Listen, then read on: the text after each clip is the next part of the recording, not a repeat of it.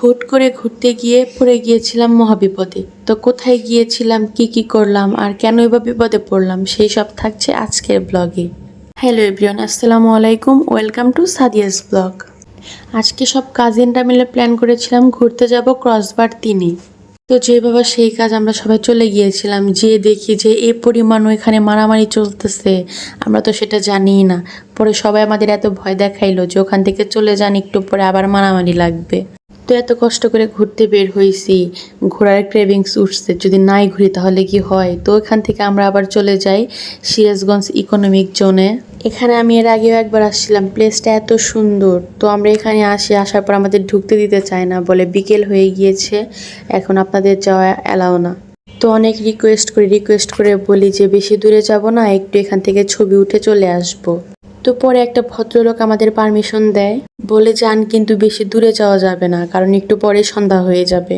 এই ইকোনমিক জোনটা যেহেতু একটু গ্রামের ভেতরে ছিল, তো আমরা আর বেশি ভিতরে যাইনি, কারণ এখানে আমরা কোনো কিছুই চিনি না। এই তো এখানে সবাই এসে ঢং করে ভিডিও করতেছিলাম আর বললাম যে কি কট্টা খাইলাম, আসলাম ক্রসবার 3-এ যাওয়ার জন্য আর চলে আসলাম কোথায়।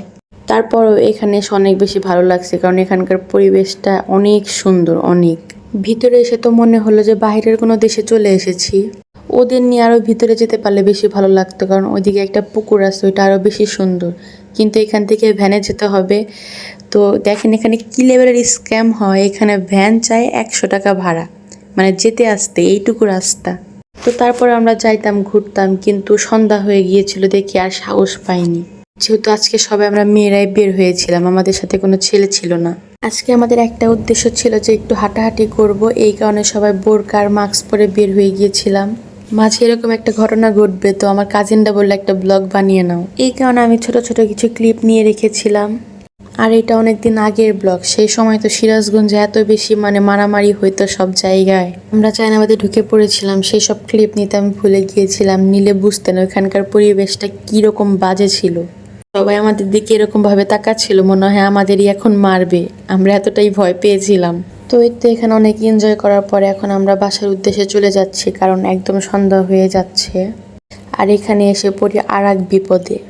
ক্রসবারে সেই মারামারির কারণে পুরো রাস্তা জ্যাম হয়ে গিয়েছে, ওইখান দিয়ে কোনো গাড়ি যাচ্ছেই না। তো আমরা যে রোড দিয়ে যাব সেই রোড একদম জ্যাম। তো আমরা রিক্সা থেকে নেমে পায়ে হেঁটে পড়েছি, কারণ এত জ্যাম ছিল, আমাদের রাত 10টা বাজলেও বাসায় যাওয়া হতো না। তো হাঁটতে হাঁটতে ক্ষুধা লেগে গিয়েছে, রাস্তার মধ্যে আমরা খাওয়া শুরু করে দিয়েছিলাম কাকলেট। আর তখন ছিল শীতকাল, আজ গরমে এসে আমি ভিডিও আপলোড করতেছি। তারপর আমার সবচেয়ে পছন্দের নারিকেলের ভাপা পিঠা পেয়ে যাই, যেটা আমার পিঠাপুলির মধ্যে সবচেয়ে ফেভারেট। উনার পিঠাগুলো এত বেশি মজা যে একবার খাবে একদম প্রেমে পড়ে যাবে পিঠার। আমার আম্মু তো আমাকে প্রায় রাতে এনে দিত, আমি খেতাম, এত বেশি মজা। তো কি করব, গিয়েছিলাম বিকেলে ফুচকা খেতে, আর রিজিকে থাকলো পিঠা। সবাই ভালো থাকবেন, সুস্থ থাকবেন। আজকের ব্লগটা এ পর্যন্তই। কেমন লাগলো ভিডিওটা অবশ্যই কমেন্ট করে জানাবেন। আল্লাহ হাফেজ।